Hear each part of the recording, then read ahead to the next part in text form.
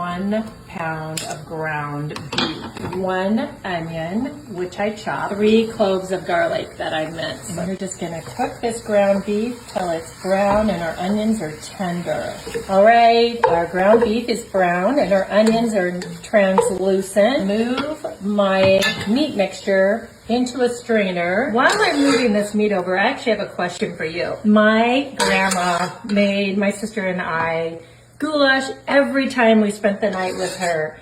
Sometimes she would make it with noodles and sometimes she would make it with rice. So would you guys let me know in the comments if you had goulash growing up? Did you have it with rice or did you have it with noodles? All right, I drained the fat from our meat mixture, so I'm gonna add that back into that pot. I'm gonna add 15 ounces of beef broth and the same amount of tomato sauce, so 15 ounces of tomato sauce. How easy is this? 15 ounces of diced tomatoes. I'm using fire roasted, that's because that's what I have, but any tomatoes that you have would work great. I'm just gonna add a little bit of water, so just about a half a cup. Worcestershire? Worcestershire, I think that's right.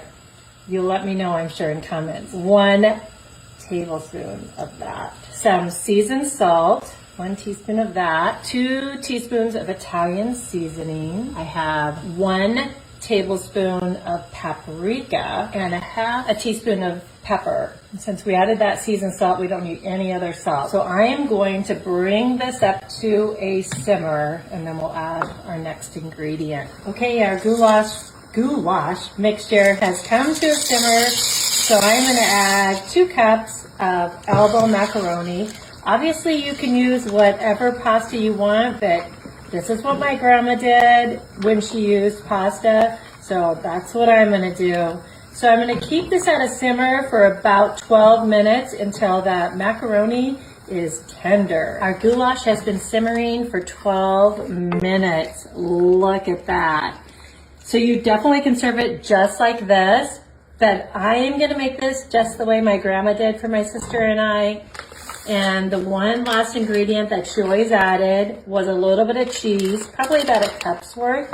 So I'm gonna do the same because I want this to be just like my grandma made it. And I'm just gonna stir that in until that cheese is melted. All right, time to try grandma's goulash. So I'm just gonna add that to my bowl. And you guys know that I usually garnish, but obviously my grandma didn't.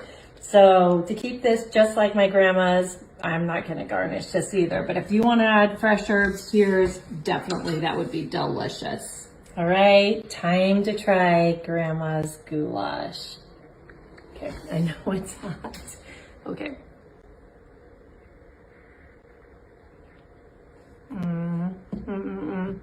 Oh wow. It tastes just like my grandma's. This one's for you.